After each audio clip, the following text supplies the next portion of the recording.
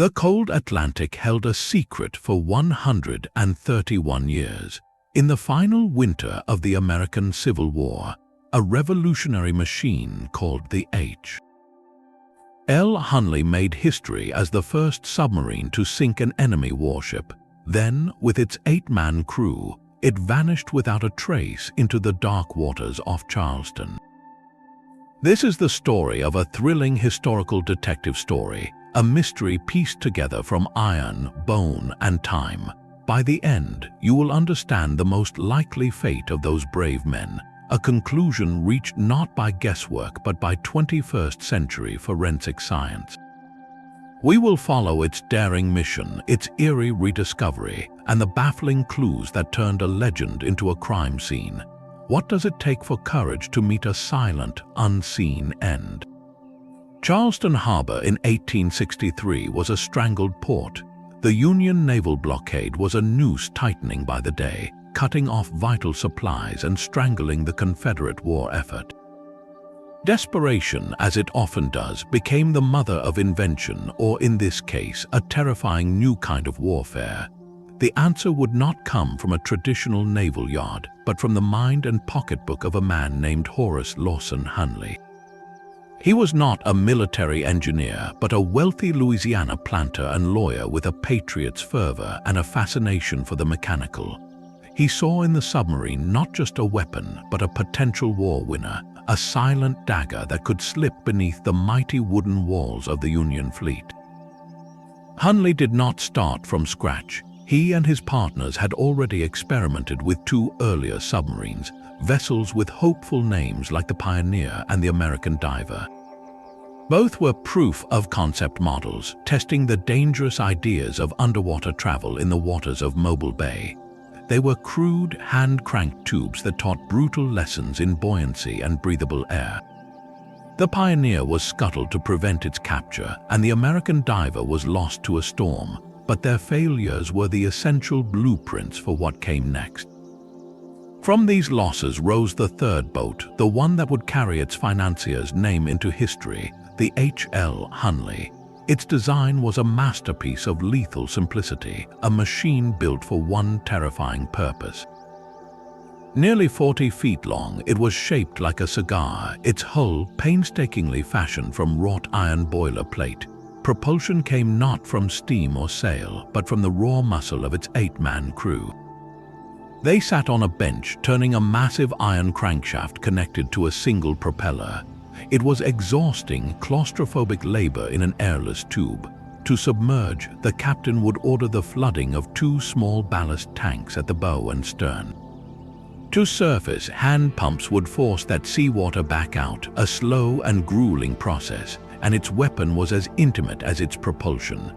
Mounted on a 20-foot wooden spar at the bow was a copper cylinder filled with 135 pounds of black powder, a spar torpedo.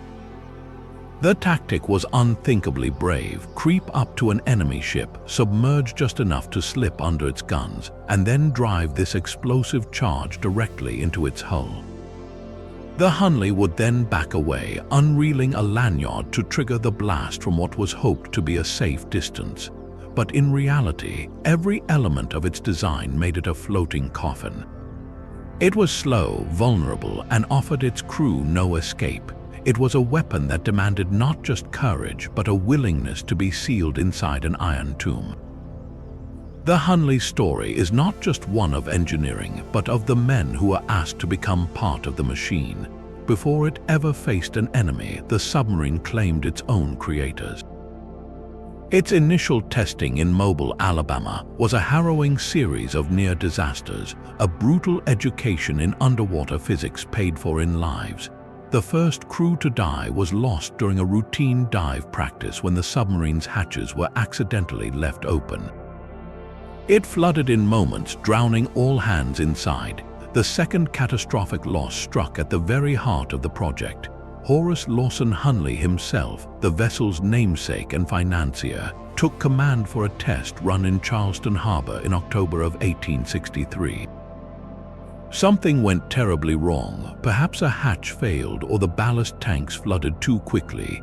The Hunley sank, trapping Hunley and 7 other men on the bottom. When the submarine was raised, the scene was one of silent horror. The crew had not drowned immediately. They had survived for a time in an air pocket, their final moments marked by the chilling evidence of a pocket watch that had stopped, and by the positions of their bodies which suggested they had been waiting, hoping for a rescue that never came. Horace Hunley was found still clutching a candle, as if trying to bring light into the utter blackness of his iron tomb. Yet, unbelievably, the Confederacy raised the vessel again. Such was their desperation that this cursed boat, having now killed 16 of their own men, was seen as too valuable to abandon. A third and final crew was assembled. Their commander was a 24-year-old Army lieutenant from Kentucky named George Dixon.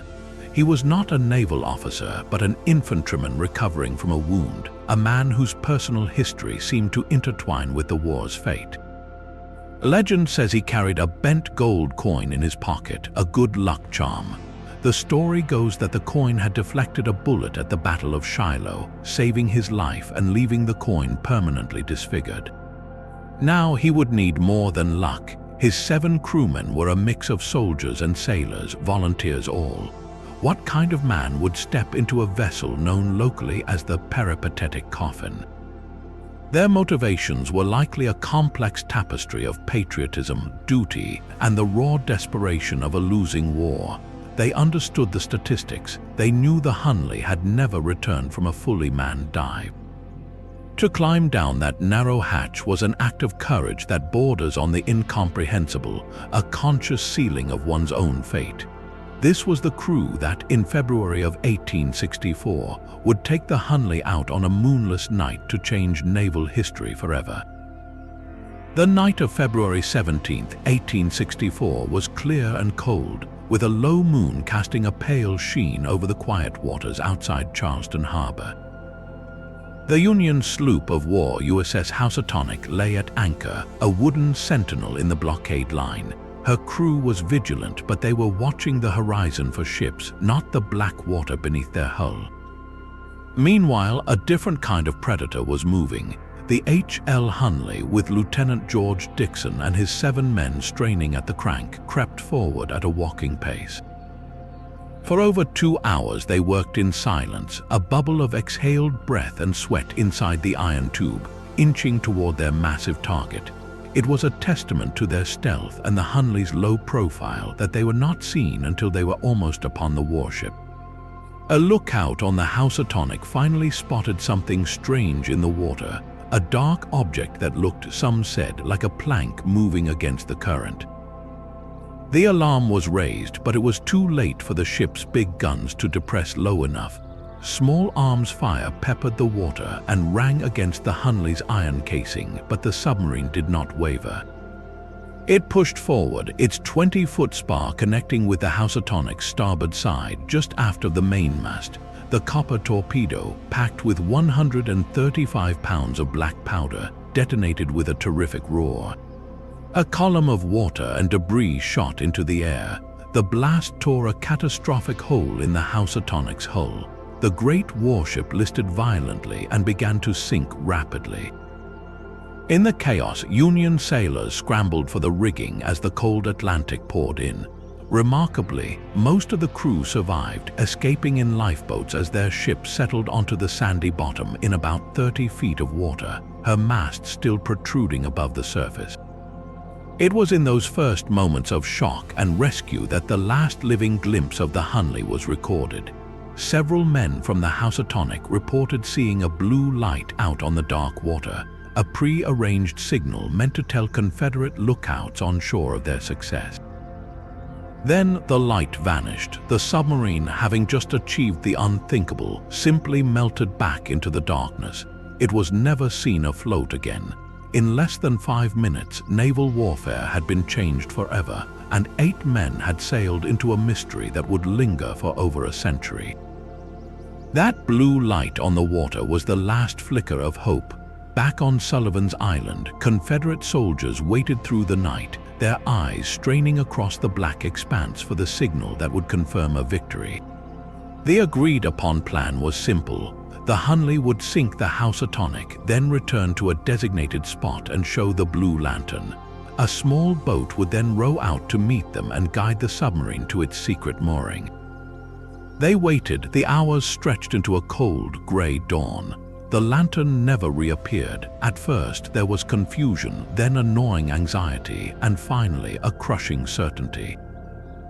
The Hunley had not returned. A desperate search began almost immediately. Confederate patrol boats scoured the area around the still smoking wreck of the Housatonic. They looked for debris, for an oil slick, for any sign of the iron cigar. They found nothing. The ocean had swallowed the submarine whole, leaving not a single trace. The mystery was instant and absolute. In the days and weeks that followed, the Confederacy's stunning success was completely overshadowed by the haunting question of what happened next. How could a vessel that had just changed warfare vanish without a clue? Wild theories swirled to fill the void of facts. Some speculated the small submarine had been swamped by the massive wave created as the Housatonic sank, a victim of its own target's death throes. Others believed it had been caught in the backblast of its own torpedo, the concussion from 135 pounds of black powder stunning the crew or fatally damaging the hull. Perhaps, some whispered, a lucky rifle shot from the Housatonic's deck had pierced the vulnerable viewport, killing Dixon and dooming the crew. There was even a rumor that a Union ship had secretly captured the vessel. But with no evidence, no bodies, and no wreckage, every theory was just a ghost story. The H.L. Hunley passed from a weapon of war into the realm of legend, a ghost ship resting somewhere in the soft Carolina silt, holding its 8 secrets close. For 131 years, the Hunley was a ghost. It existed only in fading military reports, in whispered local legends passed down on the Carolina coast, and in the footnotes of history books. The ocean kept its secret, and the 8 men inside became permanent residents of the deep, their story hardening into myth. Over the decades, the mystery only grew. It became a staple of Southern folklore, a tragic tale of lost heroes and a cursed iron boat. Writers and historians would occasionally revisit the puzzle, each offering a new theory, but without the wreck itself, they were just speculating in the dark. The seafloor off Charleston is a vast, shifting graveyard of ships from centuries of conflict, and finding one 40-foot iron tube seemed an impossible task. Yet the dream of finding it never completely died. There were sporadic, passionate searches. In the 1950s, a team using primitive sonar thought they had a promising target, but dredging only brought up a buried log. Another group in the 70s searched with more advanced but still limited technology and came up empty-handed. Each failure seemed to confirm the legend that the Hunley was gone forever, swallowed by the sands of time.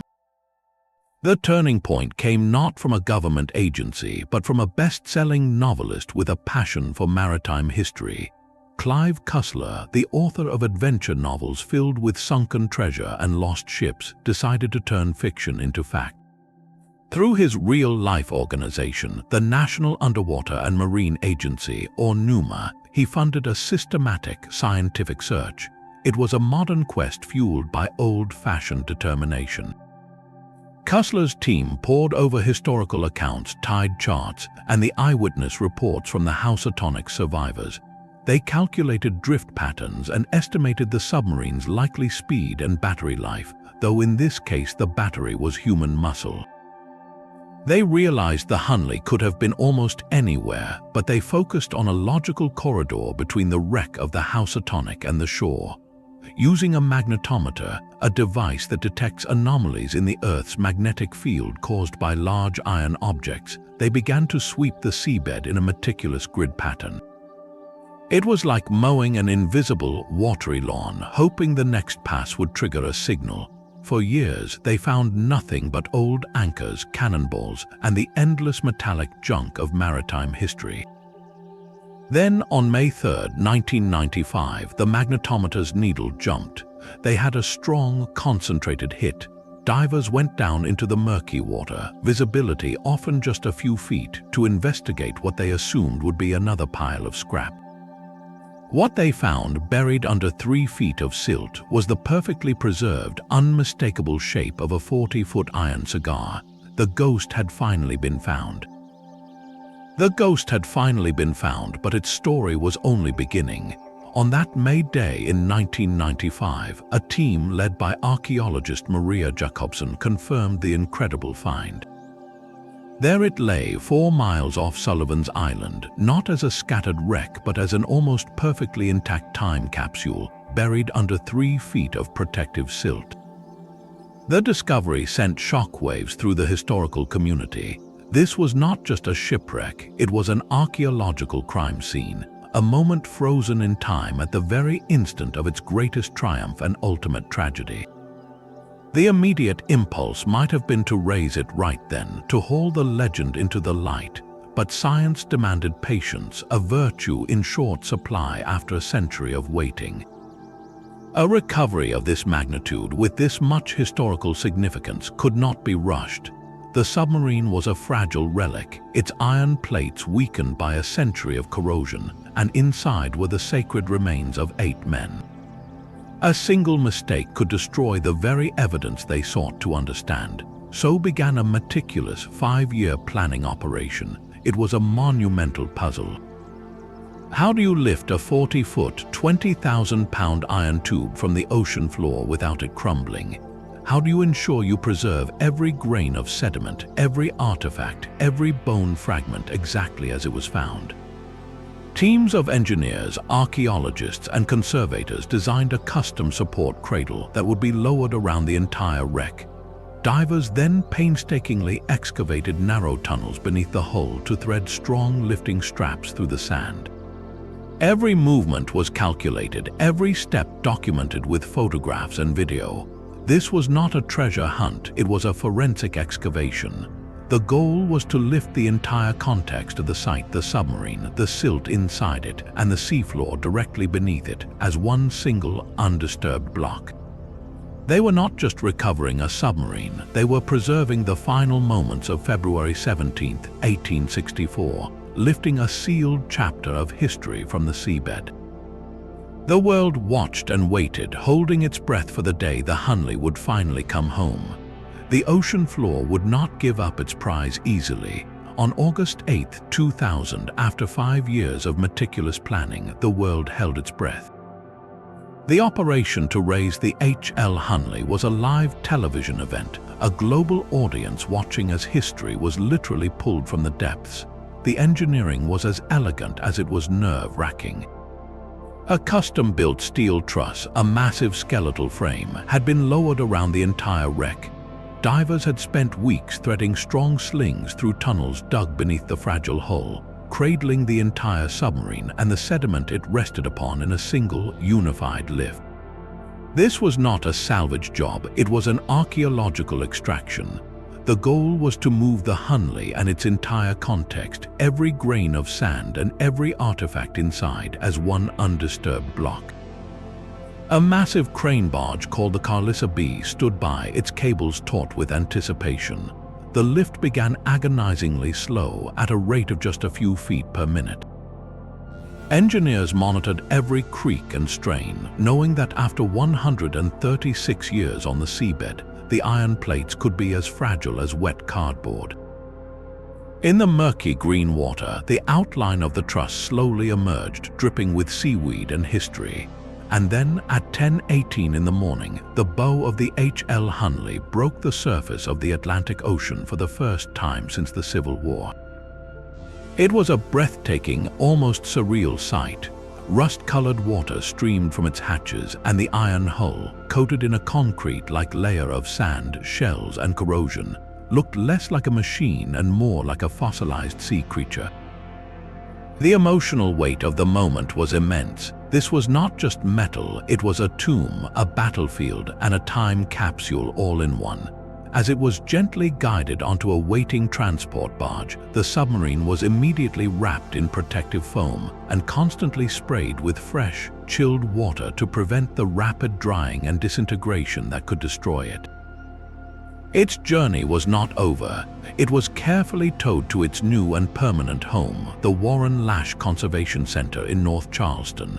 There, inside a massive steel tank filled with chilled fresh water, the real detective work could finally begin. The ghost was now in the lab. The water inside the conservation tank was cold, dark, and still, a perfect artificial sea holding history in suspense. For months, archaeologists could only study the Hunley's exterior, mapping every bolt and dent with lasers and cameras. But the real answers, they knew, were locked inside the crew compartment.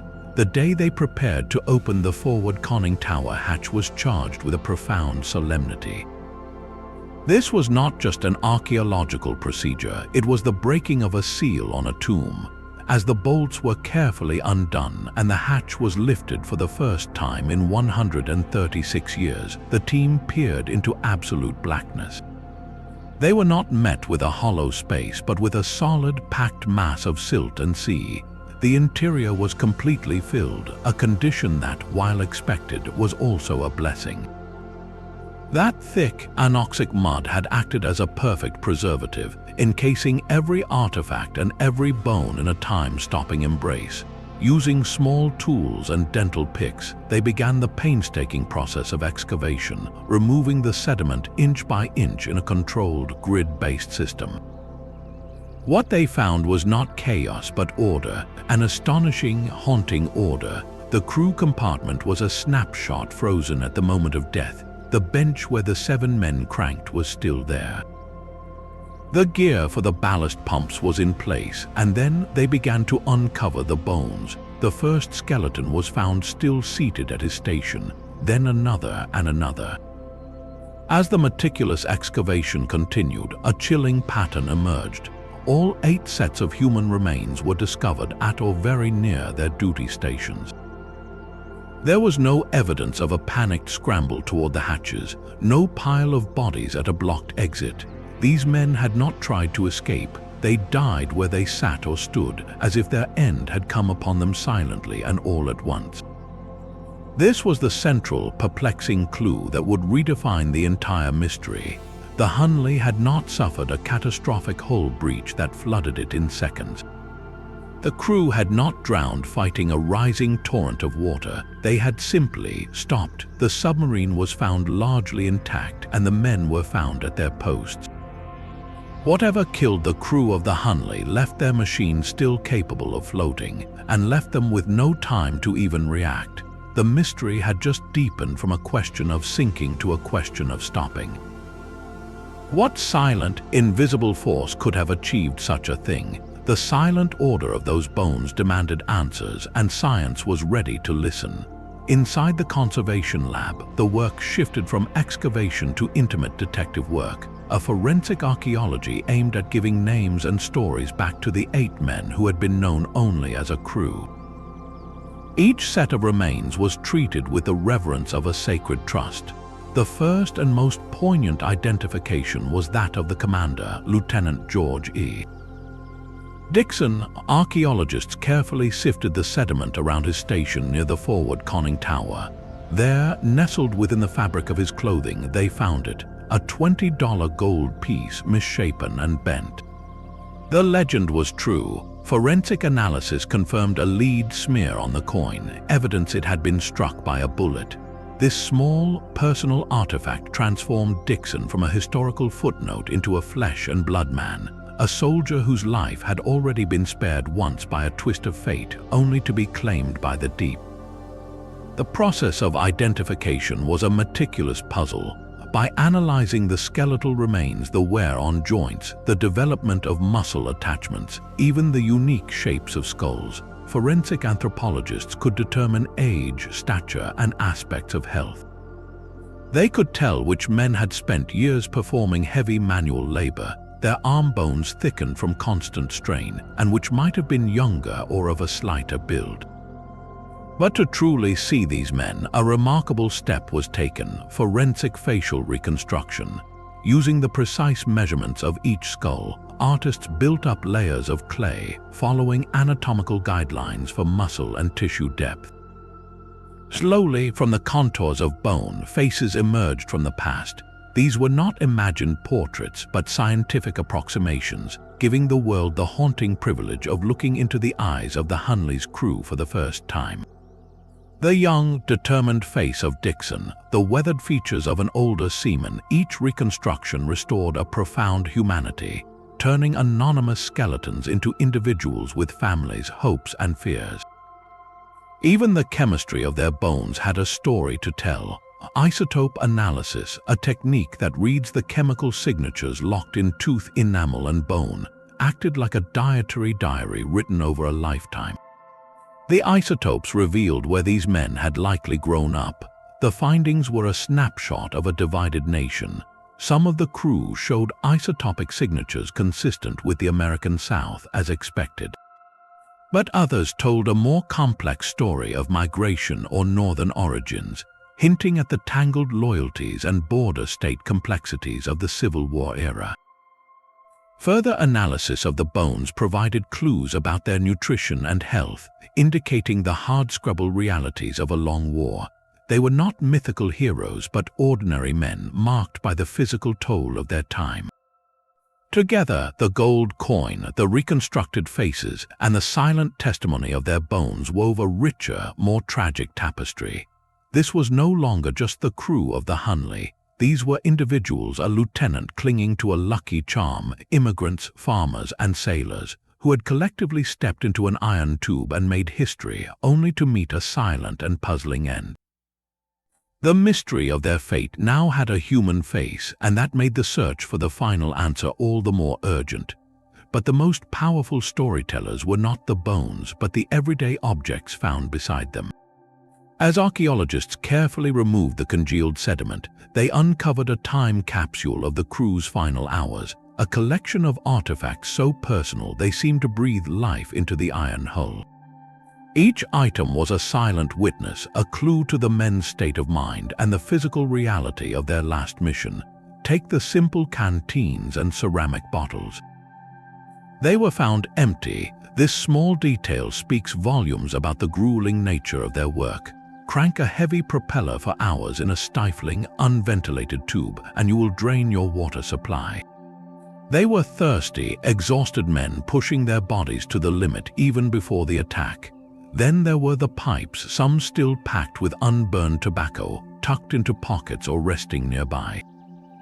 In an age before cigarettes, a pipe was a universal comfort, a small ritual of relaxation.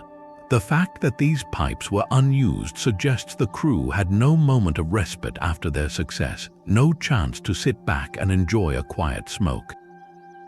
The mission was not over for them. It was still ongoing when the end came. Perhaps the most haunting artifacts were the pocket watches. Several were recovered from the crew's pockets, their delicate mechanisms frozen by salt water and time. And here lies a chilling synchronicity. The times on their faces were all remarkably close, clustered around 8:25 post-meridium. This was not proof of the exact moment of death, as a watch stops when its mechanism fails, not necessarily when its owner dies. But the consistency is telling. It suggests a single, catastrophic event that affected the entire submarine at once, something that caused these personal timepieces to fail in unison. It paints a picture of a sudden transition from a functioning vessel to a silent tomb. Other objects revealed ingenuity and grim preparation. Wrapped around the intake valve for the submarine's air circulation hand pump was a silk bandana. Analysis showed it was clogged with sediment. This was a crude but clever air filter, a desperate attempt by the crew to keep their limited air supply as clean as possible from the dust and debris stirred up inside the hull. It shows they were thinking about survival, about managing their environment. They were not passively awaiting their fate. They were actively problem-solving until the very end. And then, in the congealed muck, archaeologists found something even more intimate than an artifact: fingerprints. Pressed into the thick, oily sediment that had coated the interior walls were the clear, swirling patterns of human fingertips. In one spot, a perfect palm print was found, as if a man had braced himself against the cold iron. These were not left by modern investigators. They were the literal, physical impressions of the crew, preserved for over a century.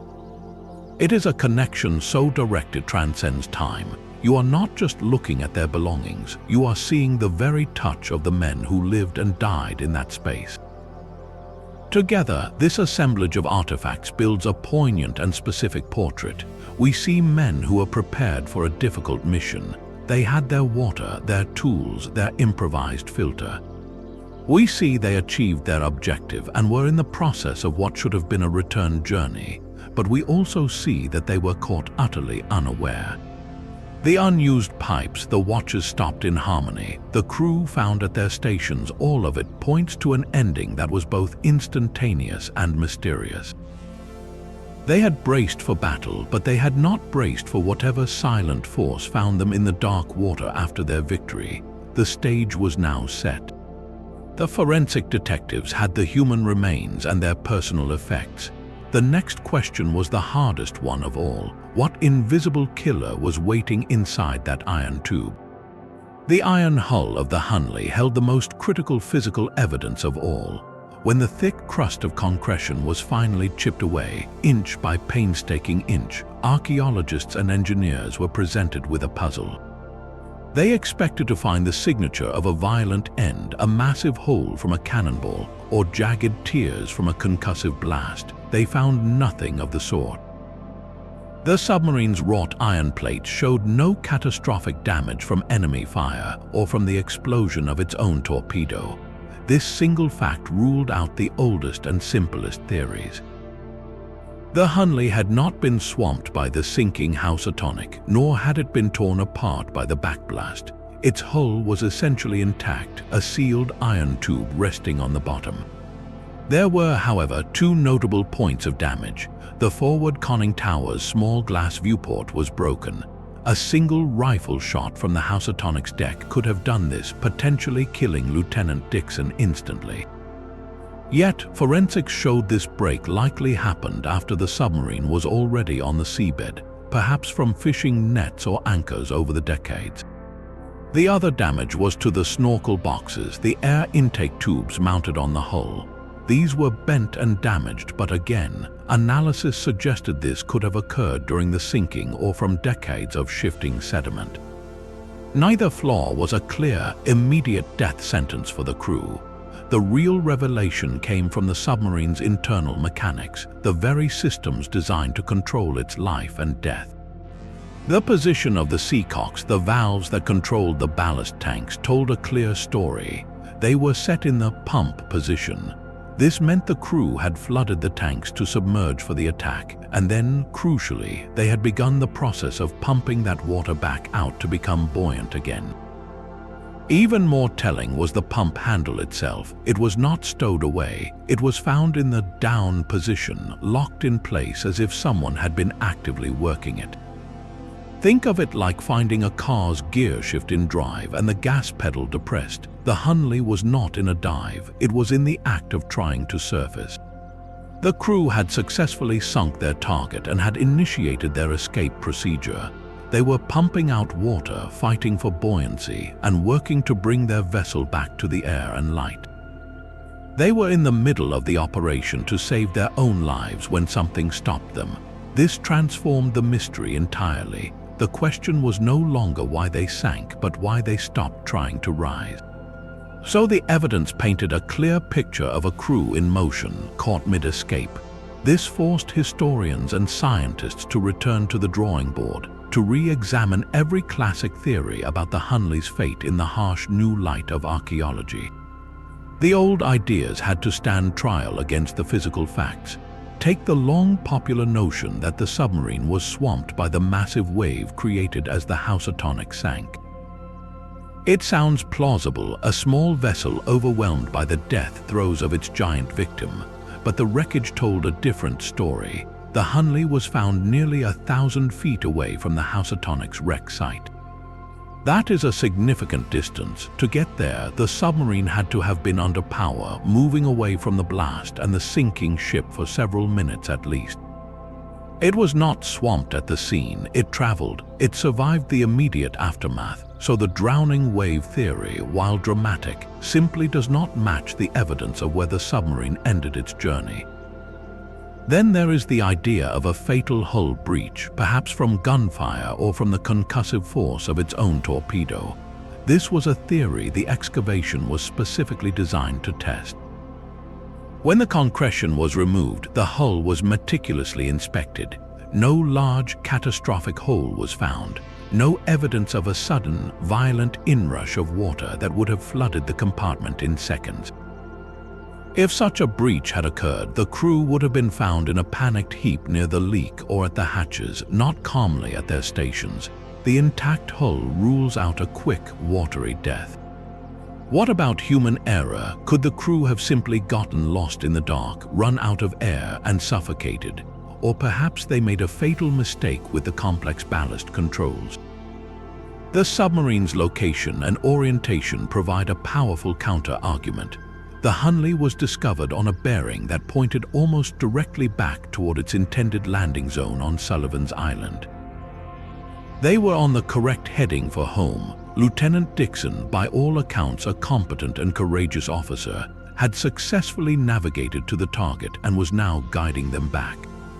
They were not lost, they knew exactly where they were going, and the position of the controls shows they were actively managing their buoyancy, not fumbling in confusion. These men were professionals executing a return plan. One by one, the classic intuitive theories fell apart against the stubborn reality of the wreck. The submarine was intact, the crew was at their posts, they were on a homeward course, they were in the process of surfacing. This was not a story of a clumsy accident or a simple drowning. The killer was something far more subtle, something that left no visible mark on the iron or the bones, but which stopped 8 strong men in their tracks as they worked to save themselves.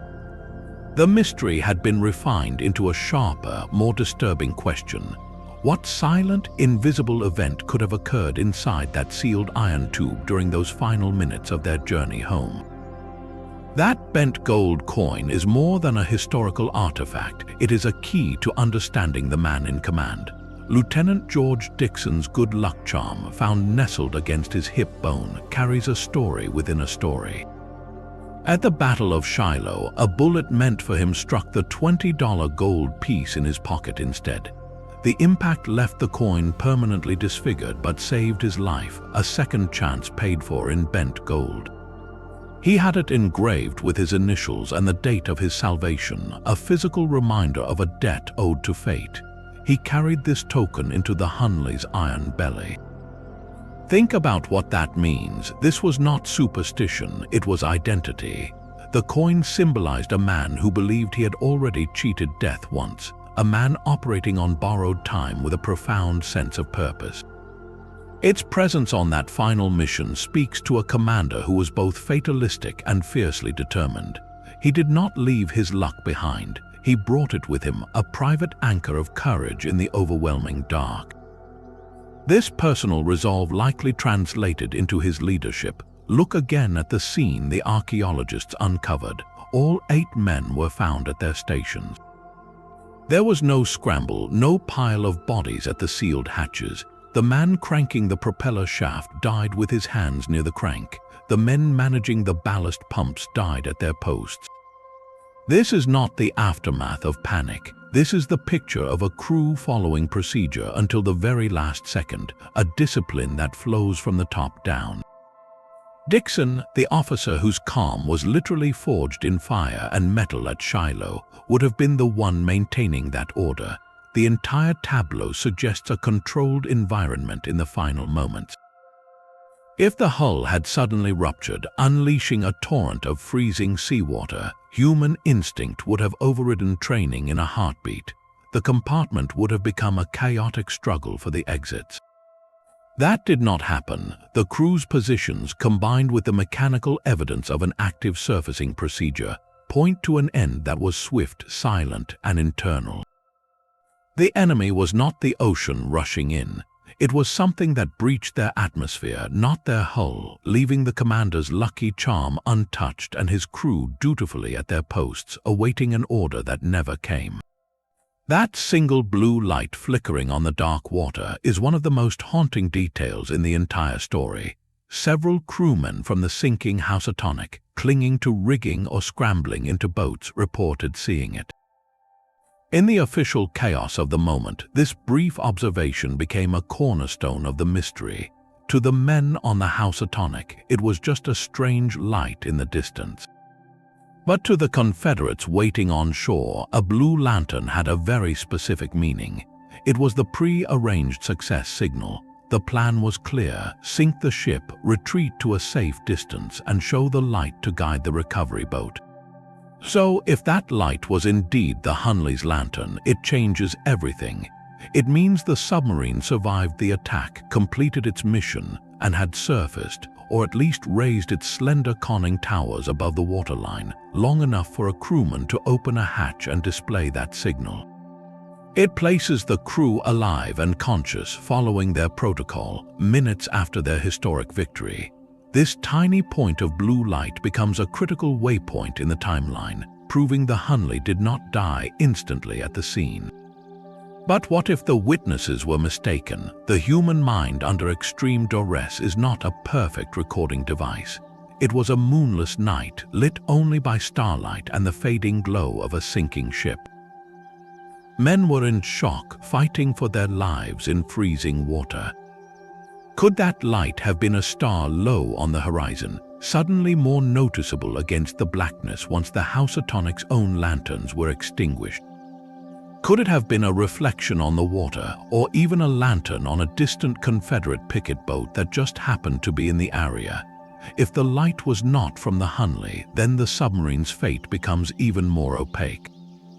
Perhaps it never surfaced at all. Perhaps it sank immediately, unseen, and the light was a tragic coincidence that sent rescuers looking in the wrong place for over a century.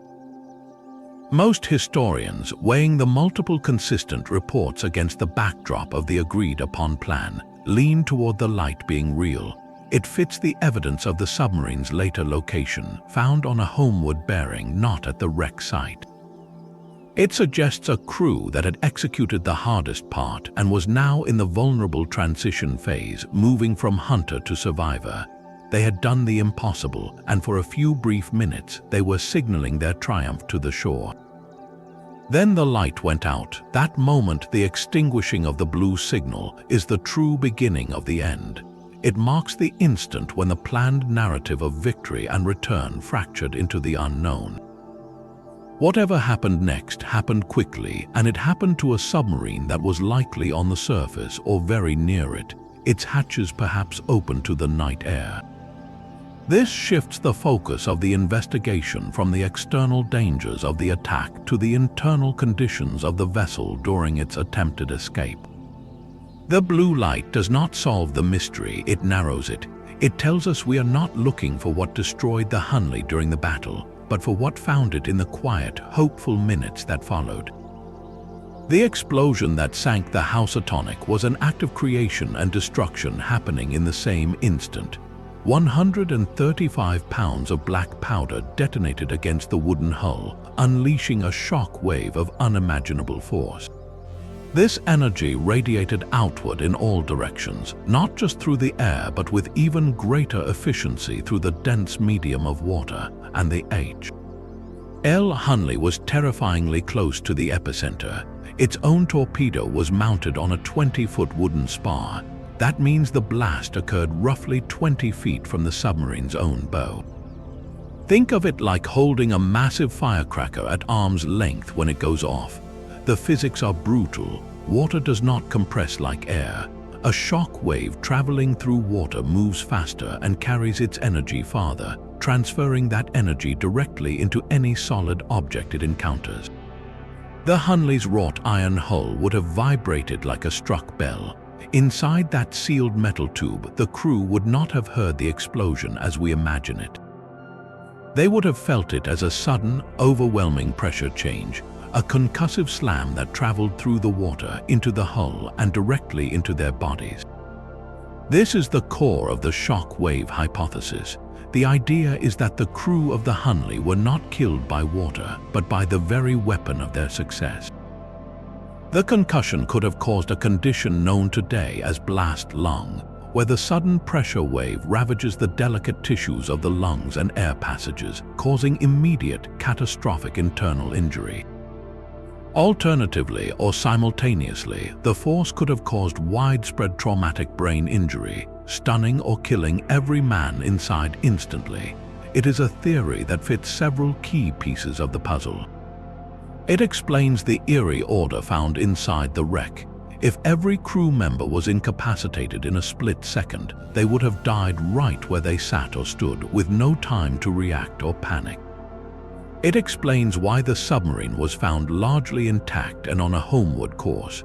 The machine itself survived the blast, but the living components inside it did not.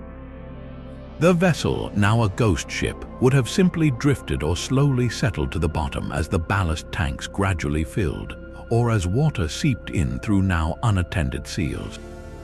The stopped watches, all clustered around the same time, could mark the moment the shock wave hit and their mechanisms failed. But like every theory in this case, the shock wave hypothesis has its own set of forensic contradictions. The most significant is the lack of obvious skeletal trauma. If a pressure wave strong enough to cause immediate fatal internal injuries had passed through the crew, forensic anthropologists would expect to see certain telltale signs on the bones. Blast forces can cause complex fractures, particularly in the ribs, spine, and the tiny bones of the inner ear. While the skeletons of the Hunley crew showed signs of the hard lives they led, none exhibited the specific, violent trauma patterns that would be the undeniable signature of a fatal, close proximity underwater blast. Furthermore, the submarine's own mechanics showed signs of ongoing operation. The pump handle was in the down position, indicating someone was actively trying to surface after the attack. If everyone was killed instantly by the concussion who was working the pump, proponents of the shock wave theory counter that the injuries could have been purely soft tissue, leaving the skeleton untouched, and that the pump handle could have been left in that position by a crew member in the seconds before the blast hit. They also point out that the Hunley's hull, while intact, did show some deformation on the bow plates, possibly from the concussive force. It remains one of the most compelling and scientifically grounded theories, a tragic irony where victory and death arrived in the same thunderous pulse. Yet the silent testimony of the bones introduces a persistent doubt, a whisper from the past that the end might have been something even more insidious, something that left no mark at all. The stillness inside that iron hull is its loudest testimony. Archaeology paints a scene of profound calm, not chaos. Every man was found at his assigned duty station, bones arranged as if they had simply paused their work. The crank handle for the propeller lay within reach, the pump handle was down and locked, and the personal artifacts, pipes, canteens, a bent gold coin were all stowed on their persons or resting nearby. None of the hatches showed signs of a frantic, last-ditch effort to escape. This is not what a flooding disaster looks like. If seawater had begun roaring into the compartment, human instinct would have taken over in an instant. The space would have become a churning nightmare of bodies fighting toward the only exits, leaving behind a jumble of remains and scattered belongings. It is not what a fire would look like either, which would have left scorch marks and evidence of choking, desperate movement. The scene was one of orderly, sudden cessation. This single, powerful fact becomes the linchpin of the entire investigation. It forces us to look past dramatic, violent ends and consider a more silent, insidious killer. Whatever happened to the crew of the Hunley did not give them time to perceive a threat. It did not allow a single second for the survival instinct to kick in. It was a switch flipped off, not a battle fought. This points directly toward a rapid, unconscious-making event, something that stole their senses and then their lives before their minds could even register danger. Theories of oxygen depletion or carbon monoxide poisoning now come sharply into focus. These are invisible assassins. A man deprived of oxygen does not panic. He grows confused, lethargic, and slips into unconsciousness peacefully. Carbon monoxide, a colorless, odorless gas, binds to the blood hundreds of times more easily than oxygen. Its victims often feel a slight headache or dizziness, then simply fall asleep, never to wake. In the cramped, sealed tube of the Hunley, with a crew breathing heavily from exertion and a single, fragile flame for light, the conditions were perfect for such a silent tragedy. The men would have continued their tasks until their muscles failed and their minds faded to black, leaving them at their posts as if they had merely decided to rest. The submarine, now a ghost ship with an unconscious crew, would have slowly lost trim and settled onto the seabed, its final journey ending not with a crash but with a whisper in the sand. The air inside the Hunley was a finite, invisible resource. 8 men, working in a sealed iron tube just 48 inches in diameter, were burning through it with every breath. The science is stark. An average adult at rest consumes about 550 liters of oxygen in 24 hours, but these men were not at rest. They were performing grueling physical labor, cranking a massive propeller shaft in a hot, humid, and stressful environment. Their metabolic rates would have been significantly higher, their oxygen consumption far greater. Simple calculations suggest the Hunley's total internal volume contained only enough breathable oxygen to sustain 8 active men for roughly 2 to 3 hours at most. After that, the oxygen percentage would drop to a level incompatible with life, a condition known as hypoxia. This is the core of the oxygen depletion theory, the idea of a silent, creeping killer. Hypoxia does not announce itself with panic. Its symptoms are deceptively gentle. First comes a slight lightheadedness, a feeling of euphoria or well-being. Coordination fades, judgment becomes clouded. The victim grows confused and lethargic, often unaware anything is wrong. Finally, unconsciousness arrives, followed by death. It is a painless, almost peaceful end. In the context of the Hunley, it paints a tragically plausible scene. The crew, exhausted from their attack, would have continued their work to surface and return home. As the oxygen levels imperceptibly dropped, they would have grown quiet, their movements slowing. One by one, they would have slipped into a final sleep right at their stations, the submarine drifting to the bottom as the last man lost consciousness. This theory perfectly explains the archaeological calm, the lack of any struggle. They did not fight death because they never felt it coming. However, this elegant theory faces a significant chronological challenge. The entire mission, from departure to the attack on the Housatonic, likely lasted only about 2.5 to 3 hours. This timeline pushes right against the calculated limits of their air supply, but it does not necessarily exceed them. They could have been operating on the very razor's edge of survivability. Furthermore, the Hunley was not completely sealed off from the atmosphere. It was equipped with 2 snorkel tubes called air boxes that rose above the waterline. These were not for submerged travel, but to allow the crew to draw in fresh air while the boat was running just beneath the surface, with only the slender towers exposed. If Dixon had the submarine in this awash condition during the return journey, as the position of the pump controls suggests, then fresh air should have been flowing in, constantly replenishing the oxygen and preventing a deadly buildup of carbon dioxide. For the oxygen theory to hold, something must have prevented that airflow. Perhaps the snorkels were damaged or clogged by the concussion of the blast. Maybe the seas were just choppy enough to consistently wash over the tops of the tubes, sealing them off.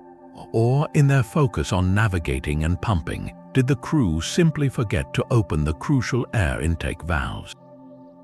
A simple closed valve could have turned their vessel from a submarine into a sealed casket, dooming them as they worked mere feet below the life-giving air.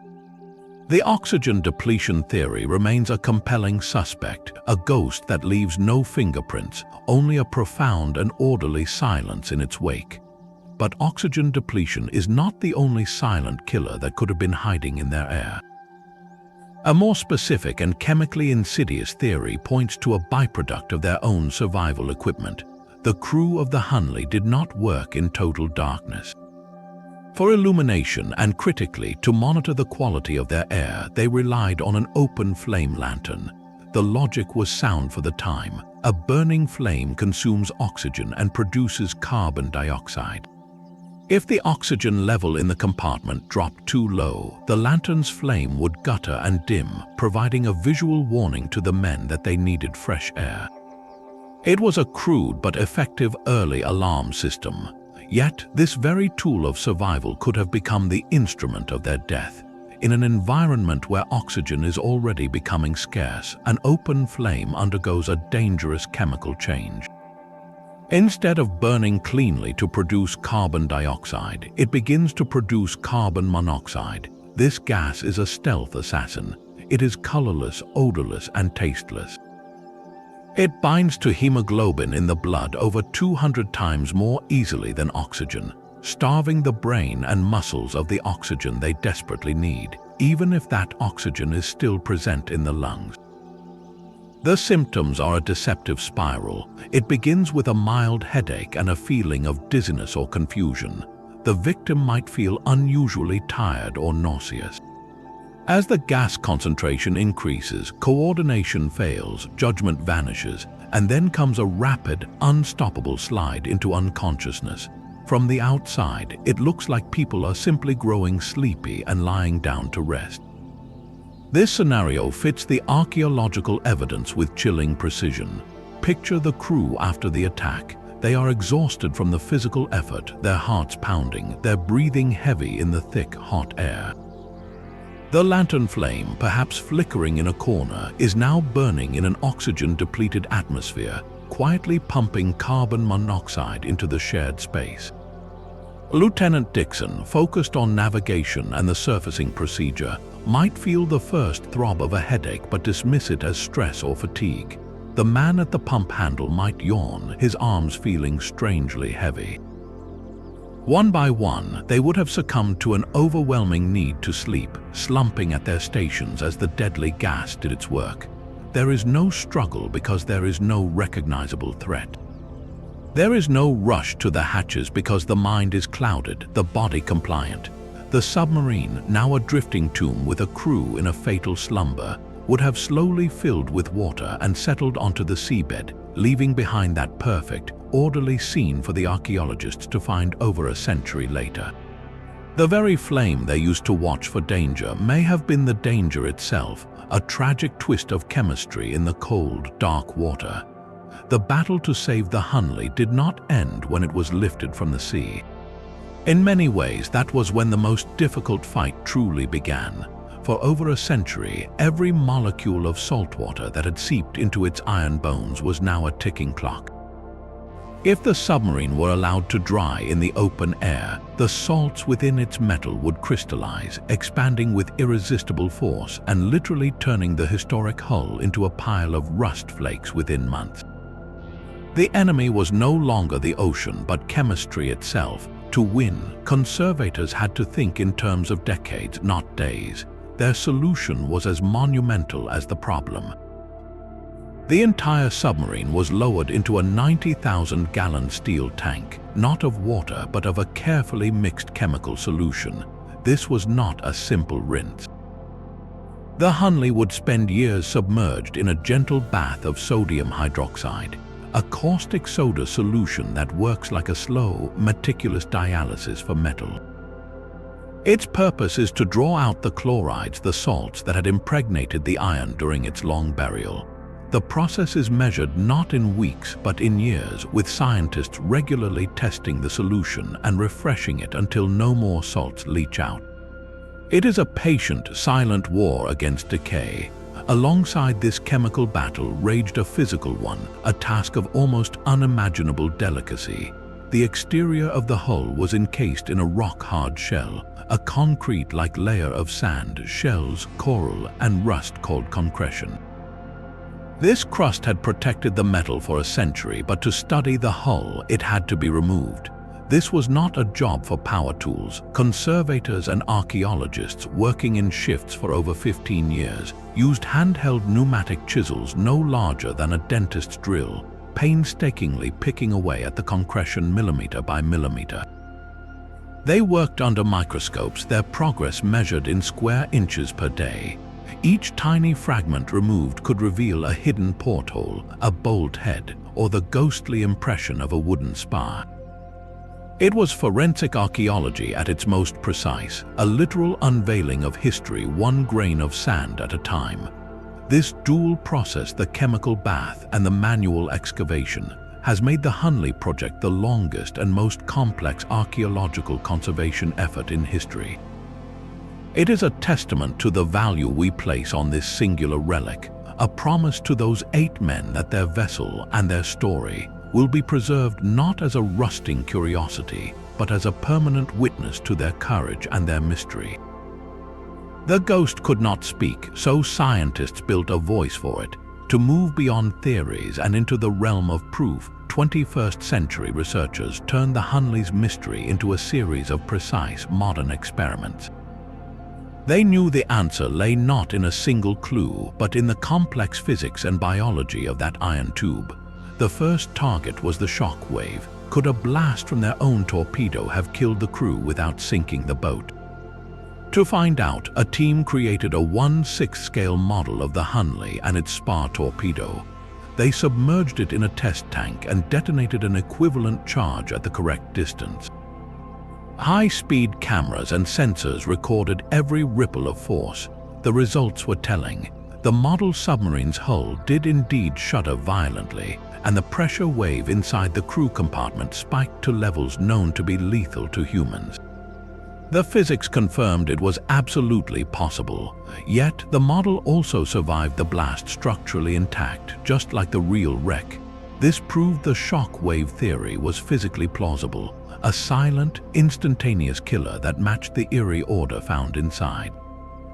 But plausible is not the same as proven. The experiment could not tell them if that specific blast on that specific night delivered a fatal dose. It remained a strong suspect, but not a conviction. Next, investigators turned to the submarine's journey through the water. Using advanced computational fluid dynamics, essentially a supercomputer simulation of the ocean, they recreated the Hunley's likely path and behavior after the attack. They modeled its buoyancy, its slow speed, and the condition of its ballast tanks and snorkels. The digital Hunley could surface if the pumps were manned. It could maintain its heading for home, but the simulations also revealed a critical vulnerability. The submarine's 2 snorkel tubes, its lifelines to fresh air, were notoriously fragile and prone to being swamped by even small waves. If those tubes were clogged or submerged for too long, the vessel would become a sealed environment almost instantly. The computer models showed how easily a successful return could turn into a death trap, not from a dramatic breach, but from a simple failure of these flimsy air inlets. This digital evidence pointed the investigation squarely back inside the hull, to the quality of the air the men were breathing. The most revealing experiments, however, did not involve models of iron but of human physiology. A team led by forensic archaeologist Rachel Lance took a radically direct approach. They built a precise, full-scale replica of the Hunley's crew compartment, a claustrophobic iron tube with the same interior volume. Then they recruited modern-day volunteers, matched in size and fitness to the original crew, to act as human test subjects. Their mission was not to sink a ship, but to simply crank the propeller shaft, just as the historical crew did while scientists monitored the air. They sealed the replica, started the grueling work, and watched the numbers. The data was stark and alarming. Within 75 minutes of heavy cranking, the oxygen level inside the compartment dropped from a normal 21% to a dangerous 15%. At that level, cognitive function and physical coordination begin to deteriorate rapidly. The volunteers reported dizziness, confusion, and shortness of breath. But the more sinister finding was the carbon monoxide. As the oxygen dropped and the single lantern flame burned in the depleted air, the concentration of the deadly gas climbed steadily. It did not take long to reach levels that cause headache, nausea, and profound fatigue, then unconsciousness, and finally, death. the human experiment created the exact conditions that lead to a peaceful, orderly end. The volunteers, feeling the early effects, would have simply slumped at their stations, unable to save themselves, exactly as the archaeology suggested. This physiological data provided the strongest empirical support yet for the silent killer theories. It showed that even if the shock wave did not kill them, the very act of their escape in a poorly ventilated tube was generating its own inevitable doom. Science, through scale models, fluid simulations, and human courage in a replica, was systematically narrowing the possibilities, transforming legend into a tragic equation of physics, chemistry, and human limitation. Just when the story seemed to be settling into a tragic but understandable conclusion, the iron hull offered one last confounding clue. Years into the meticulous conservation process, as experts slowly chipped away the final layers of concretion from the forward conning tower, they made a small but startling observation. One of the two heavy iron locking pins for the forward hatch was missing. This was not damage from a later anchor or dredge. The pin's mounting bracket was intact, but the pin itself was simply gone. Its companion pin, however, was found securely in its stored position. This tiny detail sent a ripple of confusion through the investigation. The locking pins were the final seal on the hatch. With both pins in place, the heavy iron lid was clamped down, watertight. With one pin missing, the hatch could have been loose, perhaps even slightly ajar. This discovery forced everyone to reconsider the final moments yet again. If the hatch was not fully sealed, it changes the entire physics of the submarine's demise. A loose hatch would have been the weakest point in the hull. If the crew was already unconscious from bad air or the effects of a blast, and the submarine lost buoyancy, water would have eventually begun to seep in. That seepage, finding a poorly sealed hatch, could have turned into a torrent. The submarine would have flooded, but only after the men were already beyond saving. This scenario fits the evidence of an intact hull and a crew found at their stations. They died from an internal cause, and the ocean claimed the empty vessel later. But there is another, more poignant possibility.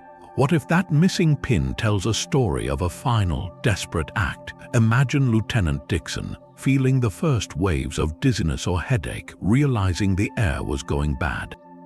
His training would tell him to get fresh air immediately. He might have ordered a crewman or struggled himself to release one of the heavy pins to crack the hatch, even just an inch, to let in life-giving oxygen. In the confusion of carbon monoxide poisoning, they might have only managed to loosen one pin before succumbing. The hatch, slightly open, would not have saved them, but it would have ultimately doomed the boat to flooding. This single, absent piece of iron refuses to give a definitive answer. Instead, it deepens the human drama. It leaves us with two haunting images: a silent, accidental flaw that sealed their tomb, or a final, gasping struggle for life against an invisible foe, a struggle they almost won. That missing pin may be the final, silent witness to the sequence of events. So let us weave together every thread of evidence into a single, coherent narrative, the most likely scenario for those final, fateful minutes. The attack itself was a flawless, brutal success. The Hunley drove its spar torpedo into the Housatonic's hull, detonated the charge, and immediately began backing away. The concussion from the blast would have slammed through their iron tube, a physical shock that dazed them but did not kill them. Surviving that first violent pulse, Lieutenant Dixon gave the order to begin their escape. They turned the crank, putting distance between themselves and the sinking warship. After several minutes of hard labor, they judged it safe. Using the hand pumps, they forced seawater from the ballast tanks, gaining just enough buoyancy to bring the slender conning towers above the surface. This is the moment the blue light flickered in the darkness, a signal of triumph to the anxious men on shore. They had done it, they were alive, and they were going home. But inside the hull, the conditions were already turning against them. The crew was utterly spent, their lungs heaving in the thick, humid air.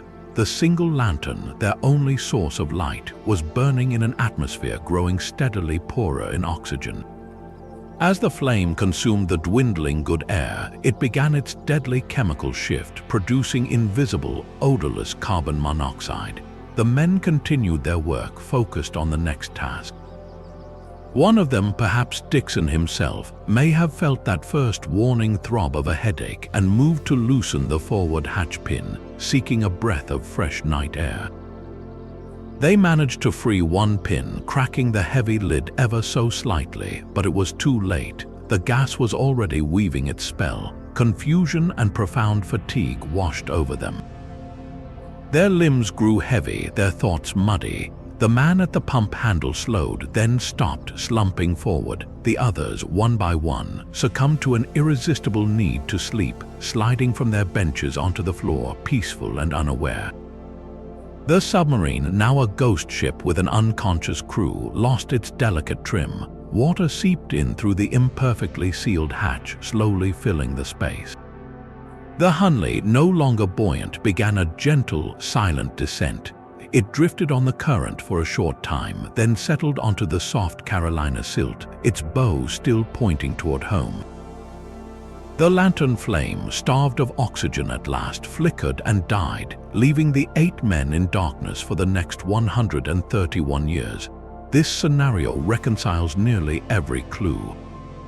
It explains the order, the missing pin, the lack of trauma, and the submarine's location. It is a tragedy not of a single catastrophic failure, but of a cascade of small, relentless factors. Exhaustion, primitive technology, and a silent chemical reaction that conspired to claim them at the very moment of their victory. The soft Carolina earth finally received its own on a spring afternoon in 2004. After 140 years, the 8 crewmen of the H.L. Hunley were laid to rest with full military honors in Charleston's historic Magnolia Cemetery. Tens of thousands of people lined the streets, a silent river of respect for men whose names had been legend for generations. The funeral procession was a powerful fusion of past and present. Horse-drawn caissons carrying the flag-draped coffins, followed by uniformed reenactors in Confederate gray, and modern-day sailors in the crisp white of the United States Navy. It was a funeral for American soldiers, transcending the old divisions of the war they fought. As the final notes of taps echoed over the graves, a chapter of haunting uncertainty was finally closed. These men, identified by science and honored by a nation, were home. Their vessel, however, remains a citizen of 2 worlds. The H.L. Hunley's legacy is a profound duality. It is, first and foremost, a revolutionary machine. That single, successful attack on the Housatonic proved a concept that would echo through the decades, fundamentally altering the calculus of naval power. It demonstrated that the greatest threat to a massive warship could be a tiny, nearly invisible craft operating beneath the waves. In that moment, the age of the submarine was born. Every stealthy undersea vessel that followed, from the U-boats of the world wars to the nuclear-powered submarines of today, traces a line of descent back to that hand-cranked iron cigar. It was a staggering leap of ingenuity, born from desperation and forged in courage. Yet the Hunley is equally a tomb. It is a stark, physical reminder of the immense human cost that so often accompanies a great leap forward. The same iron plates that shielded the crew from enemy fire also sealed them inside with their own exhausted breath and a flickering flame. Its story is not one of pure triumph, but of triumph shadowed by immediate, intimate tragedy. It symbolizes both the breathtaking heights of human innovation and the sobering depths of its peril. This duality is what makes the Hunley so endlessly compelling. It is not just a relic of war, but a monument to the human spirit's capacity to invent, to dare, and to sacrifice. Today, you can stand in the presence of this mystery. The Hunley rests in its clear conservation tank at the Warren Lash Conservation Center in North Charleston, a working laboratory that is also a museum. The water in the tank is still, the submarine partially unveiled, its form both familiar and alien. You can see the hull, the conning towers, the places where men once worked and lived and died. The conservation process continues, a slow, patient dialogue with time. To see it is to feel the weight of history not as an abstract idea, but as a tangible iron reality. It is a chance to witness the evidence for yourself, to look upon the machine that changed the world and the tomb that holds its creators, and to ponder the thin, fragile line that so often separates brilliance from oblivion. The journey of the H.L. Hunley is an epic of 3 parts. It began as a desperate, brilliant innovation, a hand-cranked answer to a naval blockade. It became a ghost story, a legend whispered for generations about 8 men who vanished after changing warfare forever. And finally, through a century of searching and 2 decades of meticulous science, it was reborn as an archaeological marvel, a time capsule that spoke through rust, bone, and chemistry. We may never know the exact sequence of events inside that iron tube with 100% certainty. The ocean keeps its final secrets, but forensic science has brought us closer than ever to the truth, transforming speculation into a compelling narrative built on physics, physiology, and the silent testimony of artifacts. The most likely story is one of a cascade of small failures, exhaustion, a fragile air supply, and a silent chemical reaction that claimed the crew at the very peak of their success. This story is not just about a submarine. It is a profound reflection on the human cost of war and the price of ambition. Every great leap forward casts a shadow, and the Hunley embodies both the blinding light of innovation and the deep, cold shadow of sacrifice. It reminds us that history is not just about dates and battles, but about the individuals who dare to step into the unknown, paying for progress with their lives. So we leave this mystery with you. Given all the evidence, the orderly crew, the missing hatch pin, the human experiments in the replica, what do you think happened on that cold February night? Share your own theories in the comments below, and if you are drawn to these deep dives into the past where science meets legend, consider subscribing. Our next journey into history's greatest mysteries is always just ahead.